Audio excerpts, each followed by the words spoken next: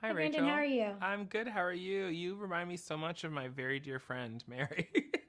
Hello. Hi, Mary. Yeah. So obviously, this has been a long time coming.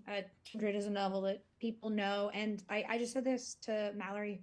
I said it almost feels as if it was waiting for Mallory to come and play Dana because she is so good, and from the moment we meet Dana, we're invested in her story. Mm. And so, for you as a writer and a creator, what was it about Octavia Butler's book and Dana specifically as a character that made you want to adapt this? Yeah. I mean, I said it again. I'll say it again. I said it before. I'll say it again. That's the phrase.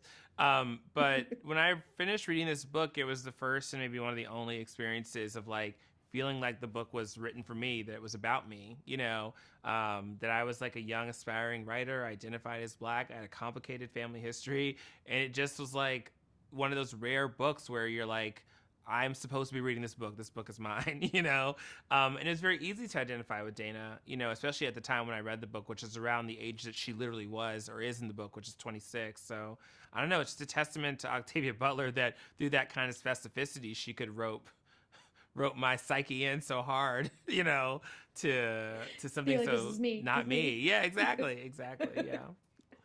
When Gail was talking about how she knew your work from theater, and then when Mallory was saying she was a big fan, and I knew she went to Juilliard, I was like, yes, this all checks out with theater and your work. But coming from working heavily in theater and into now to like television with something like this, what has been like the biggest difference for you in adapting a novel like this into a show versus live theater, which is always kind of its own juggernaut? Yeah. I mean, television, and I don't think I'm a genius for saying this, is just like a much larger scale of everything. I think when you're working on a play, you're like rehearsing for 6 weeks. There's like maybe a few dozen people involved in putting it up. But, when you make a television show, you essentially set up a village in like the middle of a city. And there's like hundreds of craftspeople and artisans and crew folks who are all there showing up to do the same thing, which is realize something that you've tried to bring into the world. I'll say too that it's a much longer process because we were definitely in Hotlanta for a very long time in the midst of COVID, in the midst of hurricane season. It's like almost, it's very different than like an air conditioned New York theater. Like you're in the elements, you're trying to capture the real, you're trying to capture what life, the texture of life on camera. And it's like an endurance sport almost at times. So it's wild. I am forever changed by this experience. Yeah, and hopefully not just because of the tick bites.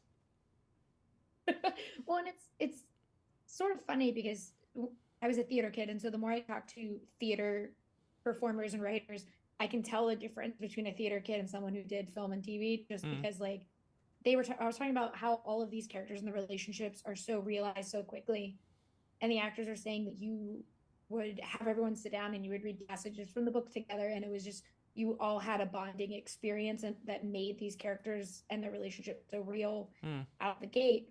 And that's fascinating to me because that's normally not the case. And so, do you attribute that to your theater background of Oh, making sure that all of these actors are connected in that way, or was that just something you wanted to do for this specific project? yeah, I think almost by accident. I just feel like in the theater, it's all about the ensemble. It's all about building this relationship between these actors who have to like trust each other and want to work with each other and act with each other.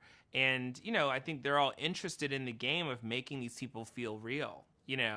And that just takes a lot of thought and care and research and reading. And I was lucky that everyone was so game for it. I just didn't know any other way to make it. I felt like I only learned later on that like you don't really rehearse in TV. But yeah, and I was very lucky to have. I mean, we have this ensemble is like amazing, but a good chunk of them have very, very serious theater creds under their belt, and that kind of training I think really shows honestly on set because they can kind of do anything. I think. I really think that Yeah. theater actors are like athletes. Yeah. And I think we talked about this a bit before in other interviews, but what I really am fascinated by in this adaptation is that it is set in 2016, so Mhm. not modern day, but it is modern Recent in history, yeah. setting. Hmm. Yeah. And so with that, when you were filming this, and obviously it was COVID and more political circus things happening as it was being filmed, was that uh, reassuring to you of setting it back before all of the past nonsense of the last 6 years, or I was think it something that you like wish you could have played with more, or are you like, nah, 2016 was the right call? 2016 was definitely the right call because I feel like it was the last year where we can all kind of agree on the same thing. We all kind of agree on what happened in 2016, and that felt kind of important for the audience. And there was like we got a lot of not a lot, but we got pressure from the network a bit during our right before we shot the pilot to think about updating it. And I was like, guys, do we really want everyone walking around in masks? Like, are we really gonna pretend that COVID didn't happen? Like, what are we talking about? So for me, I like 2016 because it's almost a more innocent time. It almost feels like it almost feels as far away as like the 1810s in some ways than it is now. And I think that's an important thing for people to recognize, that we're like historical beings. We're living in history. We're living in a continuous humanity, So there are people in the future who are going to judge us as hard as we judge ourselves 5 years ago, as hard as we judge people 105 years ago, and that's sort of one of the important things about the themes of the show. It's like, how do we sort of seek kinship with the people who've come before us and be more tolerant, more forgiving, more understanding about what makes a person a person. Yeah, I think you just made me think, like, outside of politics, the biggest thing in 2016 I was mad about was like my favorite musical was not getting the praise or audience it should have. And like that was my concern. Right. I love that. Which and musical was it? American Psycho, the musical. Oh, I didn't see it, but I heard good things. Oh, it was so good. But with this though, like you brought something that felt almost impossible to adapt into a great show. Thank you. And so what do you hope audiences take away when they get to see it?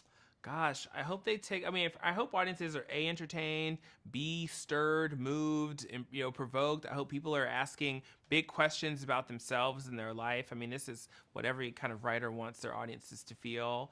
But I hope that they also come away from it with like a deeper and richer understanding of like American life, what it is to be an American history, and specifically this history, which I think often gets portrayed with such flatness and in such cliches. I think we're like similar to what Octavia Butler was doing. We're really trying to open up our understanding of this very essential part of our past, and think about how it really has a lot to do with who we are today. Yeah, and I can't wait for audiences to get to see it. I think it's a great adaptation, and I hope it spurs on a lot of conversations and people going back and reading the book and everything. Thank you.